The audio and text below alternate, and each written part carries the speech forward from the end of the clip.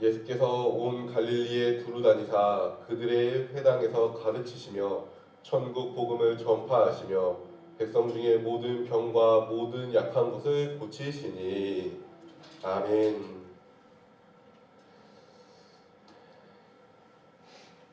오늘 말씀의 제목은 지금 우리의 상황과 매우 밀접하고 사실 언제나 중요한 부분이긴 한데 뭐냐면 복음을 전하는 방법입니다. 예수님이 어떻게 복음을 전하셨는가? 그쵸? 우리가 사람들에게 복음을 전하려면 우리가 가장 먼저 확인해야 될 방법이 무엇입니까? 우리 세상에 전도 왕이라는 분들이 어떻게 전도하는지를 알아봐야 될까요? 아니요, 사실 그것도 중요하지 않습니다. 세상에 아니면 유명한 마케터나 홍보하시는 유명한 사람들이 이게 최신의 홍보 방법이다라고 얘기하면 그게 맞는 방법일까요? 사실 그것도 그렇게 맞는 방법은 아닐 겁니다.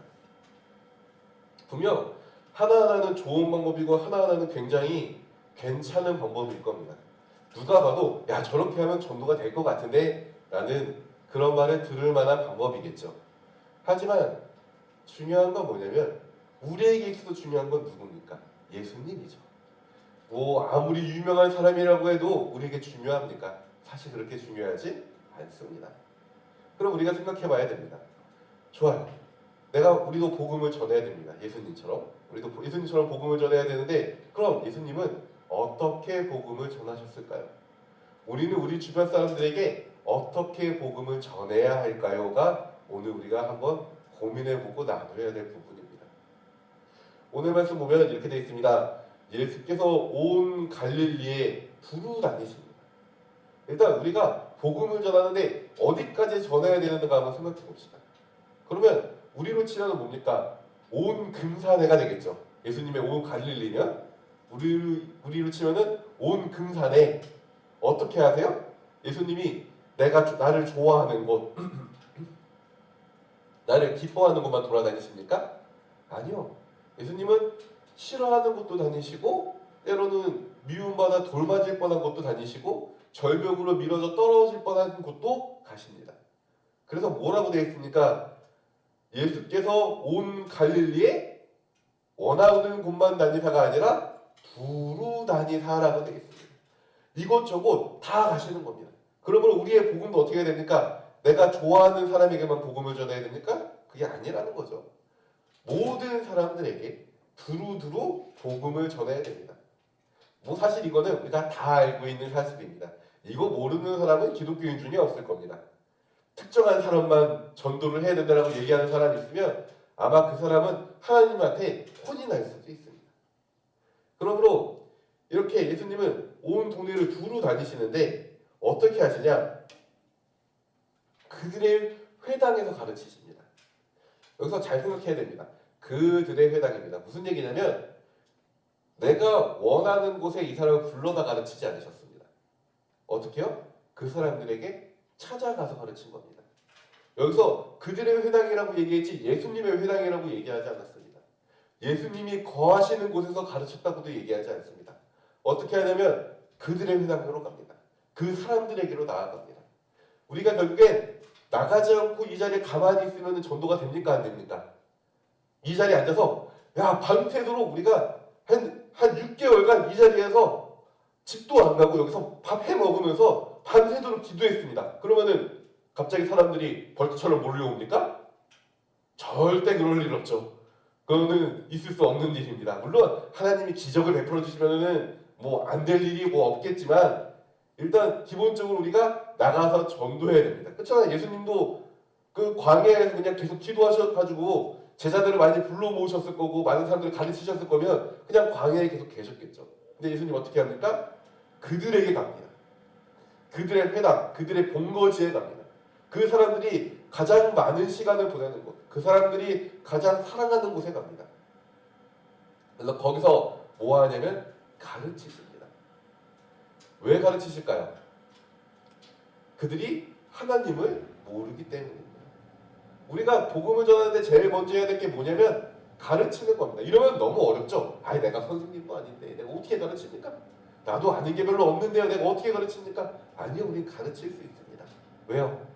나는 뭘 알고 있습니까? 하나님이 하나님인 걸 알고 있습니다.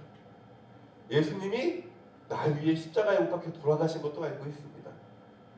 그 믿음을 지키기 위해 수많은 사람들이 순교한 것도 알고 있습니다. 그리고 그 사랑이 얼마나 큰지 내가 직접 체험해봤고 내가 직접 살아보지 않았습니까? 그러니까 어떡합니까? 우리는 가르칠 게 없다고 생각하지만 사실은 굉장히 많습니다. 그 사람들에게 가르쳐주는데 뭘 가르쳐주는 거예요? 하나님이 당신을 사랑한다는 걸 가르쳐주고 예수님이 우리를 위해 십자가에 못 박혀주셨다는 그 놀라운 은혜의 사실도 알려주고 다 알려주는 겁니다. 그리고 내가 살아오면서 느껴왔던 하나님, 이게 되게 중요하죠. 내가 살아오면서 만났던 그 하나님의 놀라운 은혜와 사랑, 그 사람들한테 어떻게 해야 됩니까? 가르쳐 주어야 합니다. 그렇잖아요. 그냥 그 사람들한테 뜬금없이 가가지고 예수님 믿으십시오 이러면 그 사람들이 갑자기 막 눈물 흘리면 예수님 믿습니까? 갑자기 지나가는 사람들 푹푹 붙잡고 예수님 믿으세요 이러면 그 사람이 주여 이러면서 무릎 꿇나요? 아니잖아요. 어떻게 합니까? 왜 그래? 이러고 가죠. 왜요? 나랑 전혀 상관없는 사람이니까요. 나랑 전혀 관계없는 하나님이고 그 하나님이 누군지도 모르겠고 그 예수님이 누군지도 모르겠는데 이 사람이 예수님께서 당신을 사랑하십니다라고 얘기 들었을 때 그 마음에 감정의 동요가 하나라도 있겠습니까? 아무것도 없죠. 그러니까 우리는 먼저 뭘 해야 됩니까? 그 사람들한테 교회 나가자, 우리 같이 교회 가자 이거 말하기 전에 나를 사랑하시는 예수님, 날 위해 정말 놀라운 역사를 해주셨던 그 예수님, 내가 살면서 체험했던 그 놀라운 하나님의 은혜를 그 사람에게 먼저 나누어 줘야 됩니다. 그걸 먼저 가르쳐 주어야 되는 겁니다. 이게 굉장히 중요합니다. 오늘날 우리가 전도라고 얘기할 때 이 부분을 너무나 많이 생략하는 경우가 많습니다. 하나님 다 알잖아. 세상 사람들이 예수님 모르는 사람이 있어? 이제 다 아는데 모릅니다. 이름만 들어봤죠. 하나님 이름만 들어봤죠. 그 하나님이 나에게 어떠한 역사를 해주실지 압니까? 아무도 모르죠. 그 사람도 하나도 이해 못합니다. 예수님이 그 십자가에 못 박혀 돌아가셨다. 그 놀라운 사랑의 소식 그 사람들이 알고 있을까요? 알고 있으면 지금 이 자리에 나와 예배를 드렸을 겁니다. 그렇잖아요. 그 사람들이 어떤 겁니까? 말은 알고 있다고 얘기하고 머릿속으로 알고 있다고 착각하고 있지만 그들은 사실상 아무것도 모릅니다. 그러니까 우리는 어떻게 해야 되냐면 그들에게 내가 체험한 하나님, 성경 가운데 나온 그 예수님의 모습, 하나님의 모습을 가르쳐 주어야 됩니다. 그래서 가르치는 게 제일 처음으로 가는 겁니다. 알지 못하면 믿지 못하기 때문에. 그래서 가르침이 제일 처음에 있습니다. 그리고 회당 가르치시면 그제서야 뭡니까? 천국 복음을 전파합니다. 그제서야 복음을 전파하는 겁니다. 우리 같이 교회 나갑시다. 하나님을 같이 믿읍시다. 우리 같이 주님께 나와 같이 기도합시다. 그렇죠? 이 사람들이 하나님이 어떤 분인지 알게 되고 예수님이 어떤 분인지 알게 되면 같이 나가자. 같이 그 어려움 우리 예수님한테 같이 기도하자 하면 이 사람들이 눈물을 흘리지 않겠습니까? 이 사람들의 단단했던 마음이 다 녹아져 내리지 않겠습니까? 그 반대로 얘기하면 뭡니까? 이 사람들이 우리가 하나님에 대해 우리가 이 사람들을 전도하여 천국의 복음 우리 같이 교회 나와 하나님께 예배드리며 그리스도의 삶을 살자라고 얘기했을 때 우리 같이 예수님을 믿자라고 얘기했을 때 이 사람들의 마음이 녹아지지 않았다는 건 뭐냐면 내가 아직 잘 가르쳐주지 못한 겁니다. 내가 처음부터 끝까지 다 알려주지 못한 거예요. 그러면은 그 사람들 욕할 게 아닙니다. 아니 내가 이렇게 열심히 이야기했고 아니 내가 이렇게 당신을 위해서 맛있는 음식 내오고 이것저것 준비해왔는데 나한테 이렇게 돼? 하고 열낼 게 아니라는 겁니다. 뭐가 문제입니까? 내가 잘 알려주지 못한 게 문제입니다. 내가 잘 알려줬으면 이 사람이 분명 하나님의 그 은혜를 깨닫고 눈물 흘리며 무릎 꿇었을 텐데 아직도 내가 잘 못 알려준 겁니다. 그러니까 이 사람들이 어떻게 됩니까? 말을 듣는데 그냥 귀뚱으로 듣고 스쳐 지나가는 겁니다. 그러므로 우리는 이분들에게 가르쳐주고 천국의 복음을 전합니다. 그런데 여기서 끝나지 않습니다. 예수님의 방식이 여기서 끝난다면 조금 아쉬울 수 있습니다. 그런데 예수님의 방식은 어떻게 되냐면 천국 복음을 전파하시며 백성 중에 모든 병과 모든 약한 것을 고치셨다고 얘기합니다. 여기서 병과 약함은 분리해서 설명되기 때문에 두 가지로 나누어 보면 됩니다. 자, 먼저 그들을 천국 복음을 전하시고 그 다음에 그들의 어려운 상황 예수님 외면하셨습니까? 여기 보면 어떻게 되어 있습니까? 외면하지 않으셨습니다. 그쵸? 그들의 아픔이 있으면 예수님이 자 예수님 잘 믿으세요. 아셨죠? 하고 저 사람이 저 배고파요 이러는데 예수님 지나가셨습니까? 아니죠. 예수님 그 사람이 배고프면 배고픈 거를 채워주시고요. 그 사람이 힘들어 주저앉아 있으면 주저앉아 있는 그 사람의 손을 붙잡고 일으켜 세워주십니다. 그 사람이 눈이 멀어 보이지 않는다면 예수님은 그 눈을 뜨게 만들어 주시고요. 그 사람이 중풍병에 걸려 누워있다면 예수님은 일으켜 그가 건강한 삶을 살 수 있도록 도와주십니다. 우리도 동일합니다. 우리가 복음을 전하는데 내 말로만 열심히 복음을 전하고 뭐 가르치기도 하고 그 사람에게 천국의 복음, 하나님의 사랑, 뭐 예수님의 십자가 다 전했는데 정작 그 사람이 지금 겪고 있는 그 아픔 하나에 내가 관심 기울이지 않는다면 내가 했던 그 모든 이야기는 뭐가 됩니까? 다 허망한 소리가 됩니다. 왜요? 그 사람 중에서는 그래? 하나님 날 그렇게 사랑하셨어? 하나님이 날 그렇게 사랑하셔서 예수님을 보내서 날 위해 십자가에 못 박혀 죽으셨어? 그렇구나 하는데 정작 그 이야기 해준 사람이 예수님의 모습을 보이지 않고 그냥 그 자리를 떠나버린다. 그 사람이 지금 뭐 마음이 아파 절망하고 있는데 그래요 예수님이 나를 그렇게 사랑하시는군요. 저기 그러면 제가 이러한 아픔이 있는데 안 되는데 갑자기 그거는 전 잘 모르겠고요. 저는 이제 가보겠습니다. 저 할 말 다 했어요 하고 떠나면 이 사람이 교회에 나오고 싶겠습니까? 복음을 받아들이고 싶겠습니까? 아니죠. 그렇잖아요. 앞에서 우리 정치인들 많이 보죠. 앞에서 좋은 얘기 정말 많이 얘기하죠. 그렇죠? 정치인들 보면 좋은 이야기도 많이 하고 막 꿈같은 이야기도 많이 합니다. 그런데 어떤가요? 우리가 그들을 믿습니까? 사실 그렇게 안 믿죠. 왜요? 말만 하니까요. 근데 우리가 전도해야 될 그 사람의 어려움을 외면한다는 건 우리도 사실 그 정치인과 다를 게 없는 겁니다. 그러니까 예수님은 그들을 가르치시고 천국의 복음을 전하시면서 동시에 그들의 병도 치료해 주시고 그들의 약한 부분도 치료해 주십니다. 이게 예수님의 전도 방식입니다. 그리고 이게 우리의 전도 방식입니다. 그래서 우리는 단순히 복음을 전했고 내가 이제 복음을 전했으니 오늘 내 할 일 다 했네 이게 아니라는 겁니다. 복음을 전했으면 그 사람이 처한 어려움에 우리의 눈이 가야 되는 겁니다. 복음을 전했으면 그 사람이 지금 어디에 주저앉아 있는지를 바라봐야 되는 겁니다. 복음을 전했으면 그 사람의 상처를 바라보고 그 상처를 감싸 주어야 되는 게 그리스도입니다. 그런데 우리가 자꾸 전도가 안 된다는 건 뭐냐면 여기서 뭔가 하나를 빼먹은 겁니다. 잘 이야기하고 상처를 안 싸매줘서 그들에게 복음이 안전해질 수도 있고요. 반대로 상처는 볼 때마다 잘 싸매주는데 정작 천국 복음은 이야기하지 않아 그들이 하나님을 영원히 알지 못하는 상태로 그리스도인들은 그냥 좋은 사람이구나 라고만 이해하고 지나갈 수도 있는 겁니다. 아니면 천국 복음도 이야기하고 싸매주고 하는데 정작 그 예수님이 누군지도 이야기하지 않아요. 이 사람이 하나님을 알고 싶기는 한데 하나님을 깨달을 수 없는 그런 비극적인 상황을 우리가 처해질 수도 있다는 겁니다. 그러니까 우리가 내가 지금 어떻게 복음을 전하는가 한번 살펴보셔야 됩니다. 내가 어떻게 복음을 전하고 앞으로 어떻게 복음을 전할 것인가 우리가 돌아보아야 됩니다. 자, 예수님이 이렇게 복음을 전하십니다. 그러자 24절에 보면 이렇게 되어 있습니다. 그의 소문이 온 수리아에 퍼진지라 사람들이 모든 앓는 자, 곧 각종 병에 걸려서 고통당하는 자, 귀신 들린 자, 간질하는 자, 중풍병자를 데려오니 그들을 고치시더라.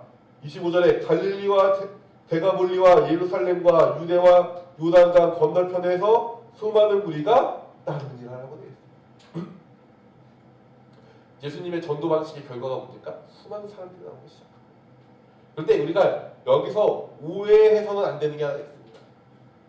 우리가 전도를 합니다. 그러면 한두 사람 계속 나오기 시작할 겁니다. 우리가 전도하기 시작하면 새로운 사람들이 들어올 겁니다. 그런데 그 사람들이 거룩한 사람들이라 생각하지 마십시오. 그 사람들이 말짱한 사람들이라 생각하지 마십시오. 예수님께 나오는데 지금 예수님께 나오는 사람들조차도 어떤 사람들입니까? 다 아픈 사람들입니다. 다 고통당하는 사람들입니다. 그러니까 우리가 교회 내에서 사실 갈등이 많이 일어나는 것 중 하나가 뭐냐면 교회가 막 성장을 합니다. 사람들이 새로 들어오는데 이제 기존에 있던 사람들이 이 사람들이 원래 거룩한 사람들이겠지 하고 받아들이는 겁니다. 근데 어떻습니까? 그 사람들이 내가 원하는 모습이 아니니 어느 순간 이 사람한테 실증내고요. 어느 순간 신앙 사람 그렇게 하면 안 된다고 하고 그 사람한테 화도 내기도 하고요. 근데 지금 나오는 거 보면 어떻습니까? 그 사람은 어떤 사람입니까? 눈이 안 보이는 사람입니다. 근데 너 왜 눈 못 보냐고 손가락질하는 겁니다. 서지 못하는 사람입니다. 그런데 너 왜 서지 못하냐고 손가락질하고 있는 겁니다. 아픈 사람들이 교회에 나옵니다. 힘든 사람들이 교회에 나옵니다. 물론 부유한 사람들도 교회에 나오죠. 하지만 그들의 마음에도 역시 고통과 아픔과 힘듦이 있습니다.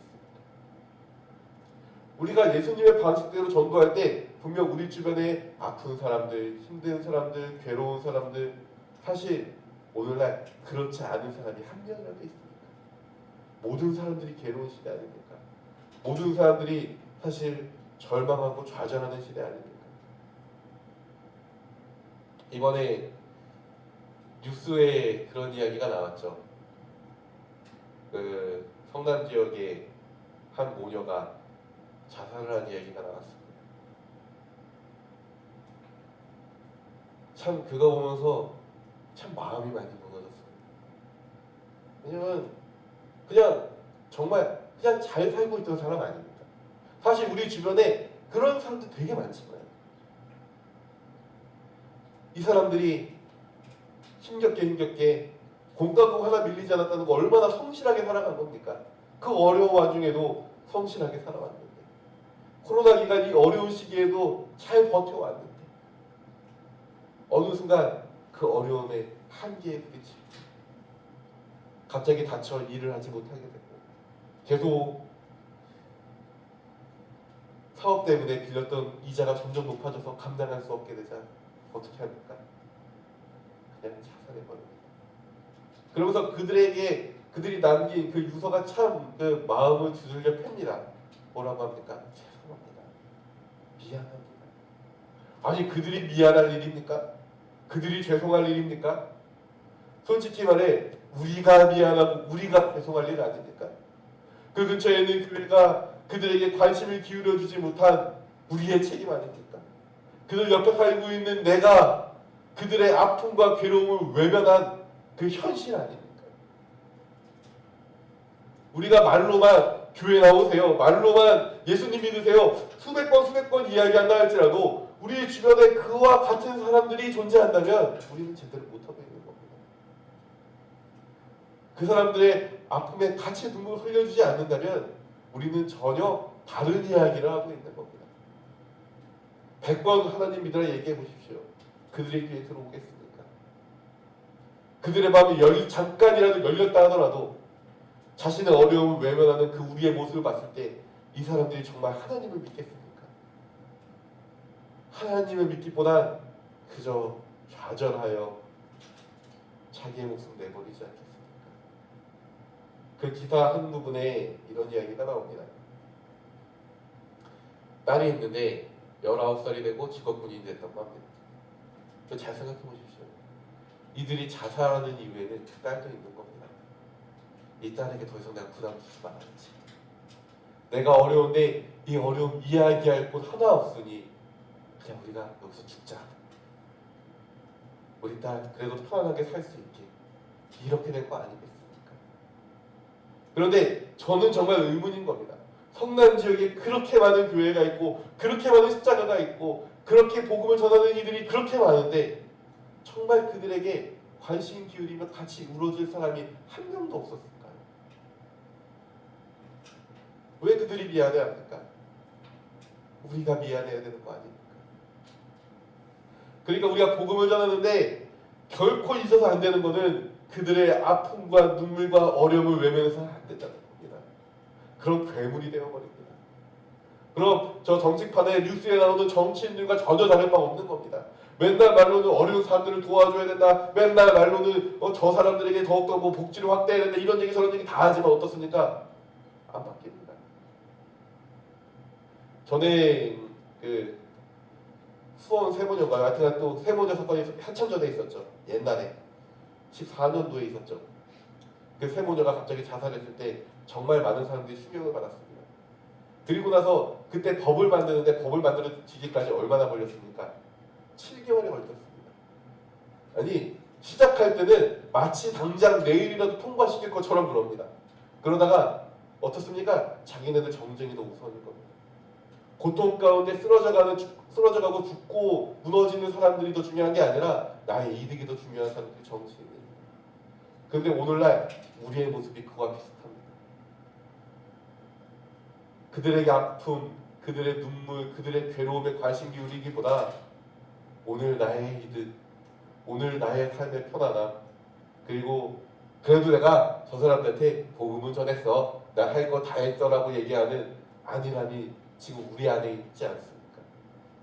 그래서 나는 분명 말했으니 저거는 이제 지가 결정하는 거지 뭐 하나님이 이런 거죠. 네가 응답하지 않는데 하나님 어떻게 축복해 주시겠어? 이러면서 그들을 외면하고 있지는 않습니까? 지금 나는 어떻게 전도하고 계십니까? 정말 나의 입술로 하나님을 이야기하고 하나님의 놀라운 은혜와 사랑을 이야기하고 그 기쁨을 이야기하고 천국의 복음을 이야기하는데 나의 손은 굳건히 꼭 쥐고 절대 그들에게 내밀어 주지 않는 그러한 모습이 오늘 우리가 전도하는 모습은 아닌가 돌아보셨으면 좋겠습니다. 예수님도 이렇게 하지 않으셨고 성경의 어떠한 수많은 전도의 이야기도 절대 그러지 않았습니다. 모두 다 그 어려운 이들에게 손을 내밀어 주고 그때 그들이 변화되고 변화되어 그리스도인이 되었습니다. 그러므로 오늘 우리가 전도해야 될 사람들을 한번 생각해 봅시다. 그리고 그 사람의 어려움을 한번 돌아봅시다. 정말 내가 도울 수 없습니까? 정말 내가 아무런 여력이 없어서 그들 한 사람 도와줄 수 없습니까? 솔직히 우리 솔직해져 봅시다. 아니잖아요. 솔직해져 봅시다. 그들 옆에서 같이 눈물 흘리며 울어줄 수도 있지 않습니까? 그러니까 우리의 복음이 단순히 허황된 소리는 아니지만 단순히 그냥 입으로 전달하는 복음에 끝나지 않고 우리의 행동이 그 복음에 묻어나길 원합니다. 그들과 같이 눈물 흘리고 그들의 어려움을 치료하는 복음 전도자가 되기를 간절히 소망합니다. 기도하겠습니다.